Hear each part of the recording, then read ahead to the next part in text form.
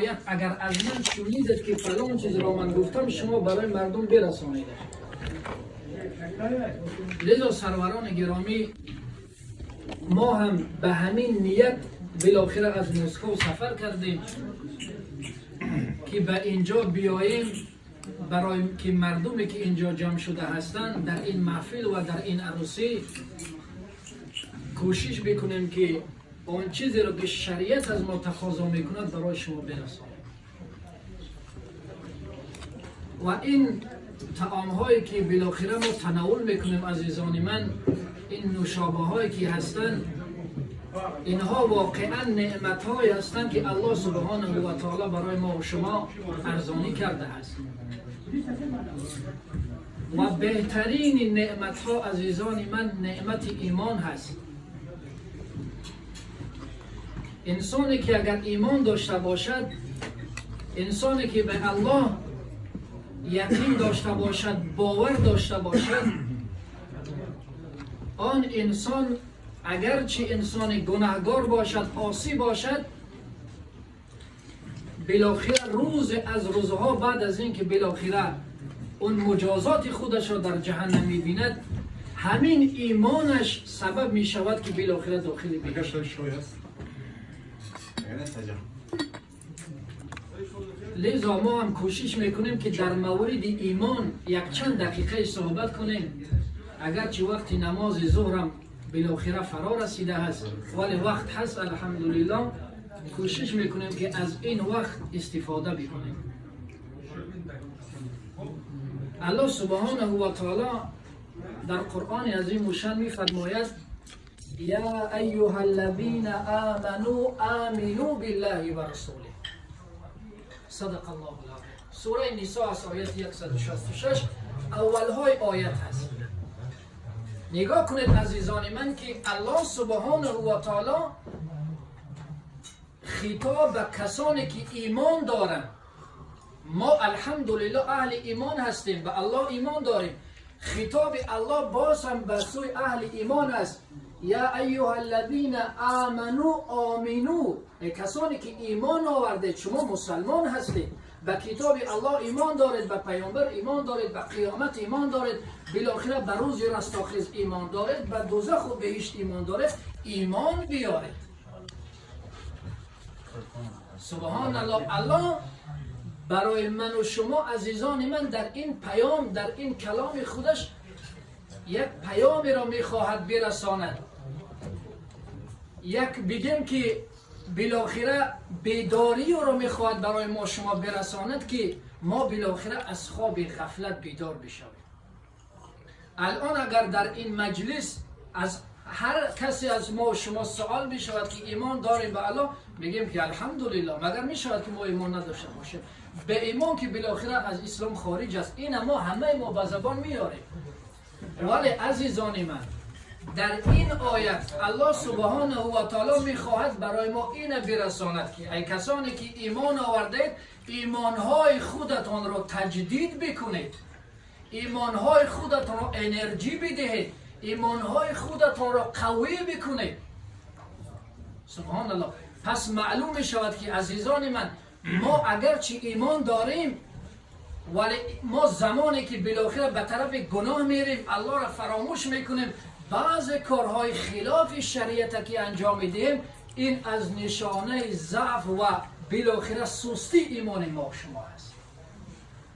لذا الله برای ما یک زنگ در قرآن میفرستد که ای کسانی که ایمان آوردید، برگردید به سوی ایمانتان و ایمانتان را نظر بکنید و با اعمال صالح و اتباع پیامبر صلی الله علیه و سلم ایمان خود را قوی بکنید. لذا سروران گرامی، ایمان انسان اگر زمانی که کامل بشود، زمانی که همون ایمان بشود که الله و رسولش خواستند، برای انسان دنیا با همه سختیاش آسان می شود. مرگ اگر در جلویش قرار بگیرد، اگر دشمن میلیاردها قرار بگیرند، اگر ایمانش کامل بشود برایش ترسی وجود نمی آید. ایمان انسان اگر کامل و قوی بشود، اگر در بین 100,000 انسانهایی که در این ویروس گرفتار هستند در بین اونها زندگی بکند، ایمانش به الله قوی باشد، هیچ ضرری برایش نمیرسد. ولی مشکلی اصلی من و شما عزیزان من همین است که ایمانهای ما مثل همین بالاخره کاغذ یا لطه شده است که هر طوری که میخواهی بالاخره جمع و گیرش میکنی و این نشانه بسیار خطرناک است. این نشانه آن هست که اگر ما به همین حالت رفتن بگیریم، مثل همون نهالی که میشینانند در زمین و آبش نمیدهند، چند مدت پس از بین میرود. خدای نکند و اگر ما به همین حالت بریم، شاید که ایمانم از بین برود و این بسیار خطرناک است. لذا من چند بالاخره از اون حالتهای صحابه رو برای شما بیان میکنم که صحابه چگونه ایمان داشتن و صحابه بالاخره برای ما چی پیام بعد از خود رساندن که ما باید چگونه باشیم و ایمان خود را چگونه باید قوی و تجدید بکنیم. یکی از صحابگان خبیب است رضی الله عنه، وقتی که مشرکین محاصره کردنش، در دار آویزانش کردند، از هر طرف مشرکان بالاخره گیر کرده بودنش، با اون نیزه های خود، با شمشیرهای خود سوراخش میکردن، هیچ جای آبادش نمانده بود، از هر جای بدن خود میچکید. یکی از مشرکین خطاب به خبیب گفت: ای خبیب، آیا تو راضی هستی به این که در جای تو محمد و رسول الله باشد و تو آزاد باشی؟ من الان این قصه ها را میکنم، مقصد من عزیزان من قصه نیست، مقصد من ایمان هست که اونا چگونه ایمان داشتن، ایمان اونها چی بالاخره اعمال انجام دادن که ایمانهای اونها را قوی کرده بود که در مقابل هر مصیبت و سختی استقامت میکردن. وقتی که خطاب به خبیب گفتن که آیا شما راضی هستید که در جای شما محمد باشد و شما در خانه راحت باشید؟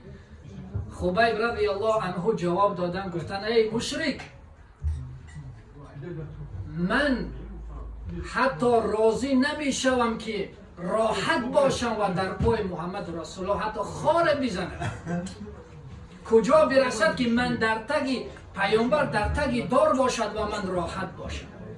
سبحان الله. ایمان خبیب در تگ دار هست، همه بدنش سوراخ است، ولی ایمانش را ببینید که خطاب به مشرکین میگه که من حتی اجازه نمیدهم برای خودم که من راحت باشم و در پای محمد و رسول الله حتی خاره بزنم. سروران گرامی، یک صحابه هست مثل من و شما، یک انسان است، در اوائل اسلام زندگی میکند، مرگ و حیات در چشم آنها نمایان بود، به خاطر ایمانشان شکنجه شدن، به خاطر ایمانشان بالاخره جان به شهادت نوشیدن، ولی ایمان آنها را اجازه نداد که حتی قدم خفا بزنند. ولی امروز ما با کمترین تهدید، با کمترین مصیبت هایی که بالای ما می آید، علیاذ بالله بعض انسان هایی هستند که حتی از ایمانشان برمیگردند. لذا خبیبم زندگی میخواست، خبیبم حیات میخواست. خبیب رضی الله عنه برای من و شما پیام فرستاد که ایمان اگر دارید به الله، پس ایمانتون را چنان قوی بکنید که اگر در مقابل هر کسی قرار گرفتید از پا در نیایید. لذا الله به همین خاطر میفرماید که ای کسانی که ایمان آورده اید، مسلمان شما، دوباره میگه که ایمان بیارید به الله و رسولش. سرگذشت دیگر از خالد ابن ولید است رضی الله عنه، از نشانه قوی بودن ایمانش است غزوه یرموک بود. در روایت می آید که قریب 200,000 رومی ها در مقابل لشکر ابوبکر صدیق قرار گرفتند. لشکر ابوبکر صدیق تقریبا تا 10,000 بودن یا نبودن، ولی لشکر اون طرف روم به 200,000 مجهز با تمام اون بالاخره سلاحایی که اون روز داشتن همه آماده بودن. یک رومی در زیر پرچم اسلام بالاخره از طرف مسلمان ها بود، در لشکر اسلام بود. وقتی که اون صحنه را نگاه کرد گفت امروز گفت رومی ها 200,000 هستند، ولی ما که من در صف شما مسلمان ها هستم و از طرف شما می جنگم، ما فقط چند هزار هستیم. اگرچه اون به الله ایمان نداشت، ولی خالد ابن ولید در نزدش ایستاده بود. وقتی که سخن این رومی را شنید گفت خوب توجه داشته باش، افسوس که امروز اشقر اسب خالد ابن ولید بود. گفت امروز افسوس که اشقر نیست، وگرنه من میخواستم که باز هم یک برابر دیگر زیاد باشن و من در مقابل اونها قرار بگیرم. سبحان الله. ایمان خالد، عزیزان من، این ایمان تقاضا میکند که چنین سخن را به زبان بیاره. این خالد است که تمنا میکند که 400 و 500 و 1 میلیارد باشن و من فقط اسبم باشد و در مقابل اونها قرار بگیرم. ولی چی شد که امروز ما الان فقط با چند بالاخره سخنهایی که از هر جا برای ما میرسد، از تلویزیون‌هایی که میشنویم تهدید میشویم، بالاخره شروع میکنیم به اون بالاخره شعائرهای اسلام که به ما باید انجام بدیم ترکشون میکنیم. لذا خالد ابن ولید باز هم برای من و شما این پیام میفرستد که ایمان وقتی که قوی شد، ایمان وقتی که تجدید شد، همون تلفنی که بالاخره بطریش میشیند شما میزندش در شارژ و انرژی میگیرد به 100 میرسد، ایمان باید همینطور ضعیف میشد، باید قویش میکنیم. بله امروز ما به آسانی سنت های پیامبر رو ترک میکنیم. الان بزرگان از ما ناراحت نشوند، ریش های خودشان را میتراشند، ریش ها را میزنیم، لباس های ما ازارای ما تا زمین هست، خلاف سنت. چرا ما دست به چنین عمل های میزنیم، خلاف پیامبر زندگی میکنیم، در حالی که الله میگه ایمان بیارید به الله و رسولش، اتباع سنت رسول الله. برای که ایمان های ما ضعیف شده هست، ایمان های ما پوچ شده هست، مثل همون تلفنی که جای بطریش سرخ شده است و 5 بالاخره رقم همون ذریعش مونده است که خاموش بشد، ایمان ما را همین است. لذا سروران گرامی، هر سنت پیامبر فرق نمی کند، چه سنت مؤکده باشد که تاکید شده است باید بکنیم و آن سنت هایی که تاکید نشده است که بکنیم نکنیم اختیار داریم، کوشش بکنیم که در زندگی ما پیادهش بکنیم. ایمان ها را به وسیله اعمال سنت، چنگ زدن به سنت پیامبر، بالاخره قوی تر میکنیم.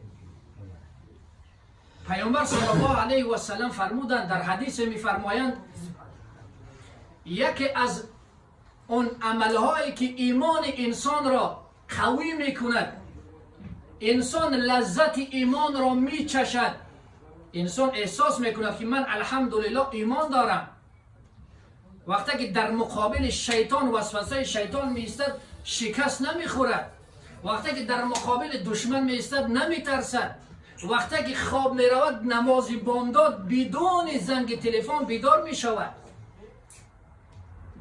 پیامبر صلی الله علیه و سلم فرمودند که الله و رسولش از همه چیز دنیا و مافیهای دنیا، زن و فرزند و پدر و مادر نزدش محبوبتر و عاشقتر باشد. یکی از حالتهایی که ایمان قوی می شود، یکی از حالتهایی که اگر در مقابل هر سختی قرار گرفتیم آسان می شود اون سختی برای ما. چی هست؟